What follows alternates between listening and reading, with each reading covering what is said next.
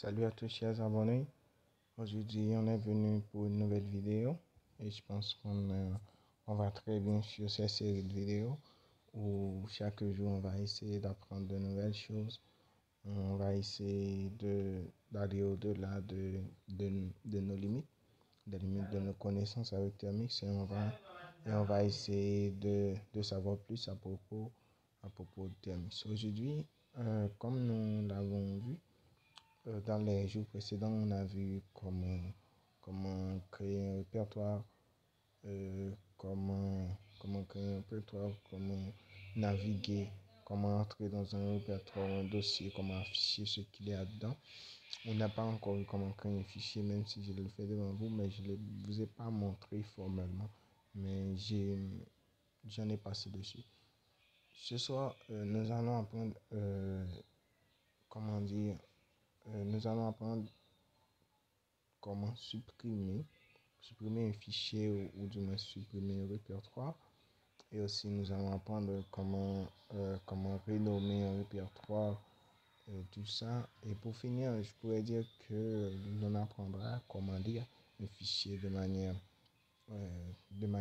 très basique, très basique. On va l'apprendre.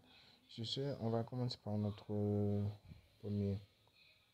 On va essayer de créer un petit fichier vide que l'on va appeler petit fichier vide. Ouais, petit fichier vide. Un petit fichier vide.txt.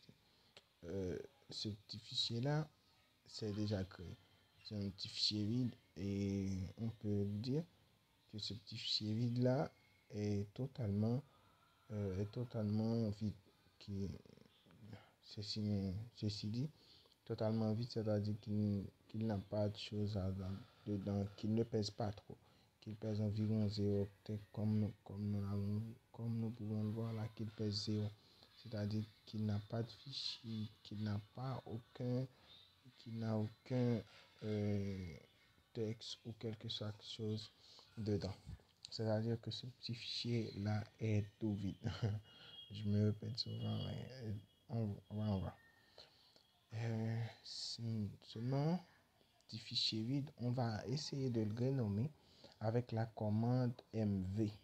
La commande mv, et puis on le passe le nom du fichier à renommer, le petit fichier, et puis on le passe le nouveau nom que l'on voudrait l'accorder. Par exemple, je pourrais l'appeler nouveau.txt.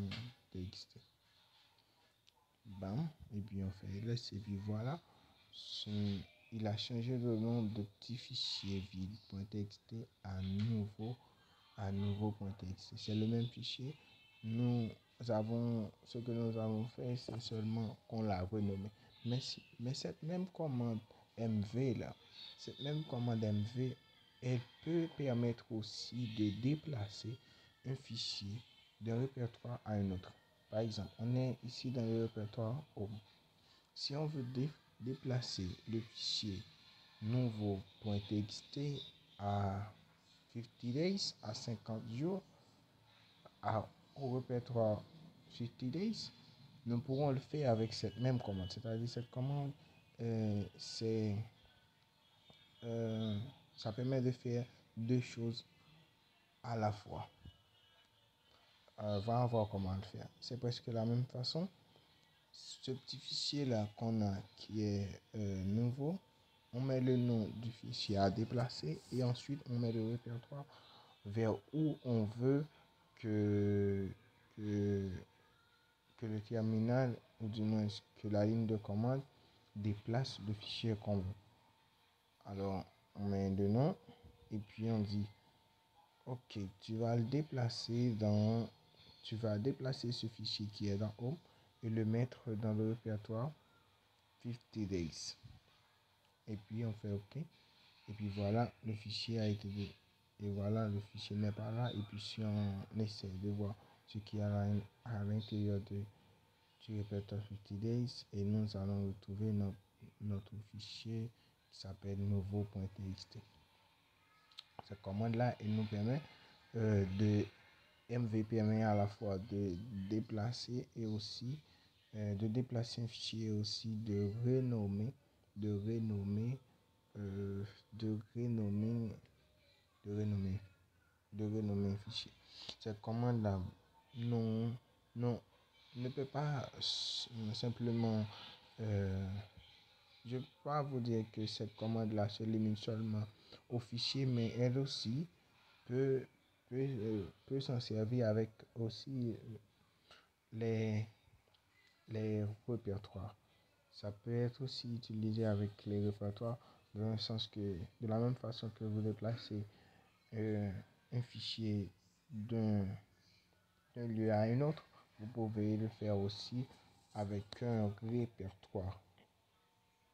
Avec un répertoire. Et, et ça peut se faire de manière très facile. Bon, pour continuer, voir. Pour continuer, nous allons aussi, je vous promets aussi que nous allons voir euh, comment supprimer un fichier. Supprimer un fichier, on va essayer d'entrer dans le répertoire Sustidays et puis on va supprimer le nouveau fichier qu'on a déplacé dedans. La commande pour déplacer, c'est la commande rm. Mais cette commande-là, elle prend en compte diverses options que ça peut varier d'un point à un autre. On va voir pour le premier coup. On va rm nouveau. rm nouveau, du coup, ça a déjà supprimé le fichier d'un pierre deux coups. Mais on va essayer avec quelques options. Des fois, si on crée un répertoire, non, je vais sortir et puis je vais essayer de supprimer le répertoire 50 days. Et vous allez voir que ça va me dire que ça va me sortir quelque chose comme par exemple une erreur. Je laisse une confirmation. Ouais. Là, il m'a dit on ne peut pas supprimer tout le répertoire. On ne peut pas supprimer tout le répertoire. Mais vous qui voulez supprimer un répertoire, vous pouvez le passer certaines options, certains paramètres pour lui dire je suis d'accord. Même si ce répertoire a des fichiers dedans, il faut le supprimer. Aussi, des fois, quand vous allez supprimer avec la commande rm, ça va vous demander, ok, je vais supprimer pour vous, mais je veux votre confirmation. C'est-à-dire, je veux que vous m'accordez l'accès de supprimer ce fichier. Voulez-vous répondre par un oui ou un non pour certifier, pour que je puisse avoir la certitude de supprimer vraiment ce répertoire qui a des tas de choses, de ce fichier qui a de grandes importances. Et là aussi, vous allez passer les paramètres pour lui dire que peu importe, supprime. Si je te dis de supprimer, tu supprimes. Il faut aussi savoir que lorsqu'on supprime quelque chose dans, le terminal, ça va pas, ça va pas comme nous avons l'habitude de, de, de le voir de le voir sur Windows, que lorsqu'on supprime quelque chose, ça va dans la corbeille.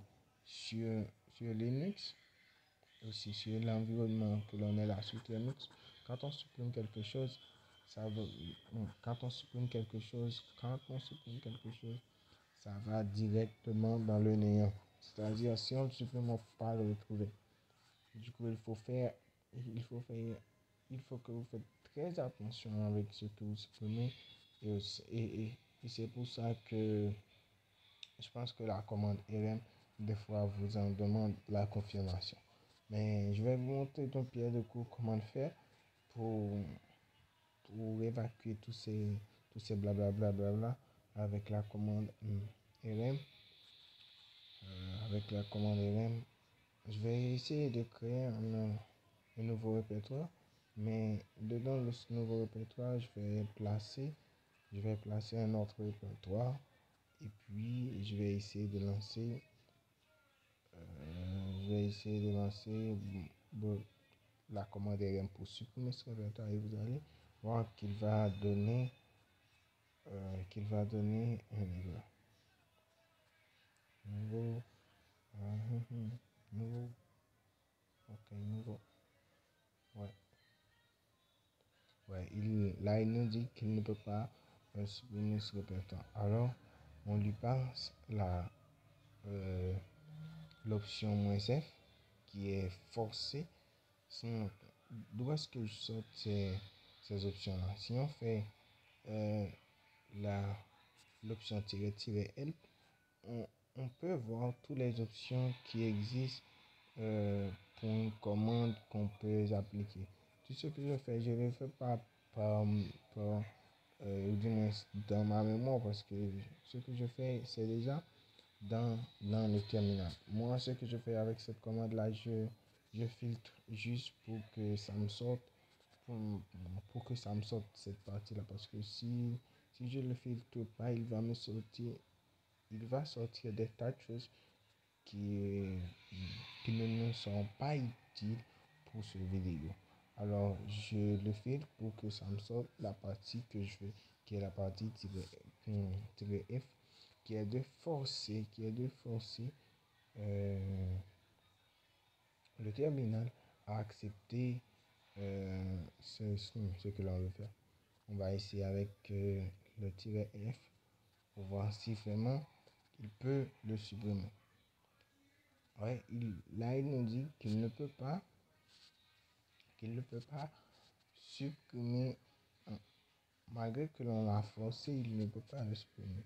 Il faut dire que supprimer un répertoire avec supprimer un fichier, ce sont deux choses différentes pour la commande RM. Et c'est pourquoi que je pense qu'on va avoir besoin d'une autre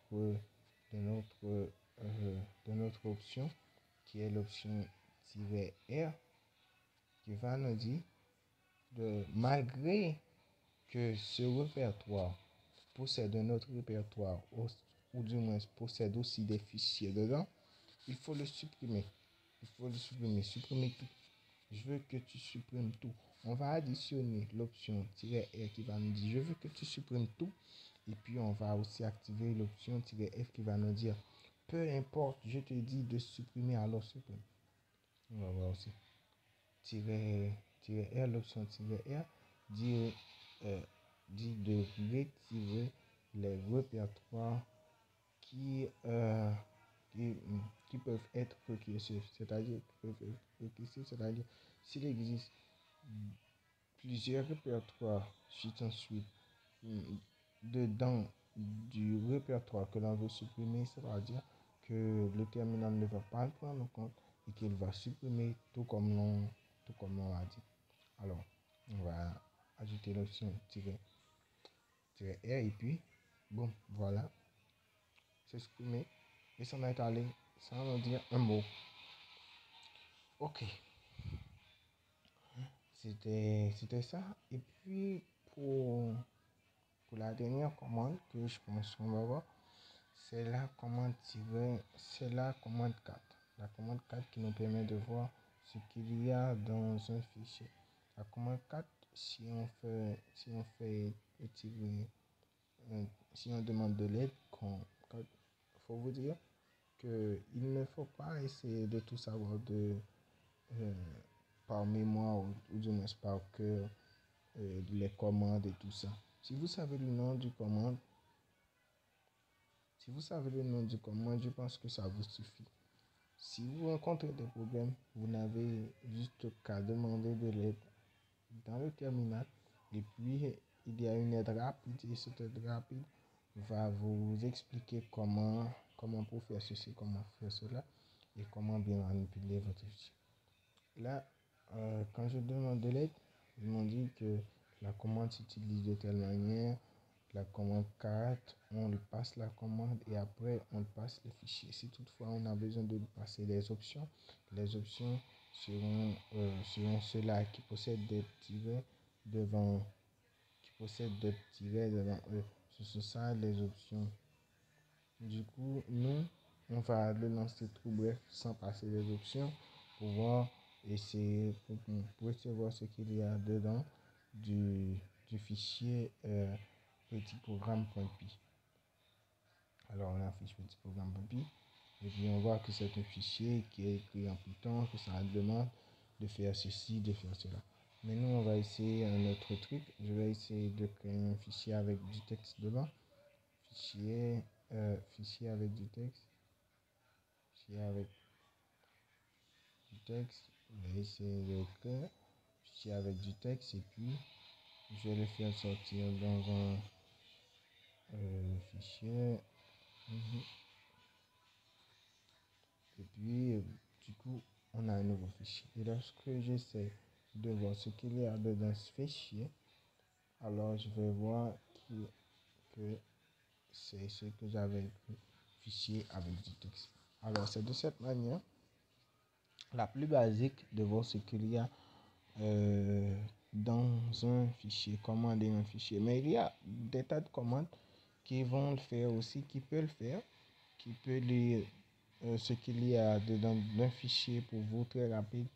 Mais moi, ma première option, c'est d'utiliser Cat. Mais au fur et à mesure qu'on avance, on va voir qu'il y a d'autres commandes qui sont de plus en plus efficaces. Et ça, je peux pas vous dire de plus en plus efficaces, mais qui vont être efficients avec votre travail. Parce qu'on va voir plus devant qu'il y aura des travaux, s'il y aura des pratiques qu'on voudra faire, que avec la commande 4, ça va nous être difficile, qu'il va falloir transiter, qu'il va falloir choisir autre commande pour le faire, même si ces commandes-là font du même boulot, mais les autres commandes ont aussi des autres options que la commande 4, que la commande 4 ne possède pas. Du coup, avec Linux, avec cette stratégie de bosser avec les commandes, il faut toujours être